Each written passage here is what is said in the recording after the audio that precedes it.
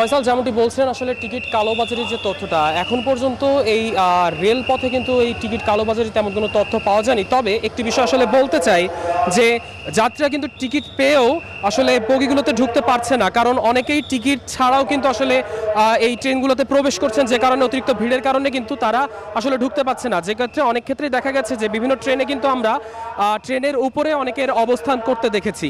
এছাড়া আমরা এখানে এসে দেখেছি সকাল থেকে এখানে প্রায় 15টি ট্রেন এখান থেকে ছেড়ে গেছে এবং আজকে সারাদিনে কিন্তু প্রায় 68টি ট্রেন কিন্তু এই কমলাপুর এই সারা বাংলাদেশে কিন্তু চলবে। এছাড়া আমরা যাত্রীদের সাথে কথা বলেছিলাম, তারা কিন্তু বলেছে যে আসলে তেমন কোনো সময় বিলম্বের তেমন কোনো ঘটনা কিন্তু আজকে ঘটেনি, গতকালকে ঘটেছিল, আজকে কিন্তু তেমন কোনো ঘটনা ঘটেনি। তবে এই যে অনেকেই টিকিট কেটেও কিন্তু আসলে ট্রেনগুলোতে উঠতে পারছে না অতিরিক্ত ভিড়ের কারণে। তো আসলে এই বিষয়ে আরও তথ্য জানাতে আমাদের সাথে যুক্ত হচ্ছেন আমাদের আরেকজন সহকর্মী জাহিদ।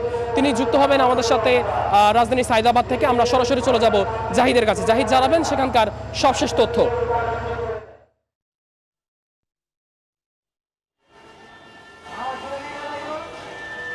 রাফিদ, আপনাকে ধন্যবাদ।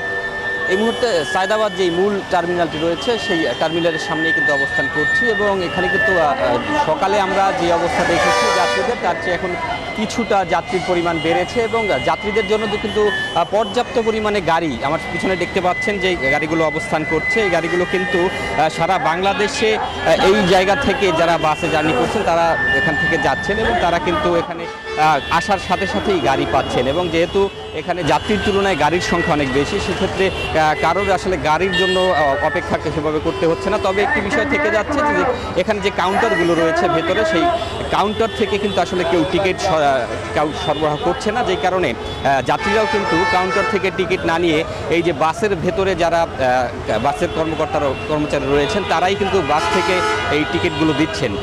এই কারণেই কিন্তু আসলে এখানে বাড়তি ভাড়ার যে বিষয়টি সেটি কিন্তু এখানে অন্তর্ভুক্ত হয়েছে, কারণ এখানে যে দালালের যে দৌরাত্ম্য সেটাও কিন্তু রয়েছে। যারা বাসের হেল্পার রয়েছেন তারা কিন্তু তাদের সাথে কিন্তু অনেক রকমের যারা এখানে থার্ড পার্টি হিসেবে কাজ করে তারা কিন্তু এখানে অবস্থান করছিলেন, তারাই এই টিকিটের দামগুলো আসলে বাড়াচ্ছেন। কারণ যেই জায়গাটি থেকে 500 টাকা টিকিট যেখানে লাগছে সেখানে কিন্তু এই দালালের কারণেই আরও 200 থেকে 300 টাকা করে বেশি গুনতে হচ্ছে যাত্রীদের। এটি একটি বড় ধরনের অভিযোগ। একটু পরেই কিন্তু এখানে সড়কমন্ত্রী আসবেন, তিনি এই বিষয়গুলো দেখবেন, সেটি কিন্তু আমাদের কিছুক্ষণ আগে জানিয়েছেন এবং কিছুক্ষণ মধ্যেই হয়তোবা তিনি এখানে পৌঁছাবেন। এই ছিল আসলে সায়দাবাদ থেকে সবশেষ। ফয়সাল, আরে ঈদ লাগছে মনে, খুশির জোয়ার সবখানে, আরে ঈদ লাগছে মনে, বিকাশ পেমেন্ট সবখানে।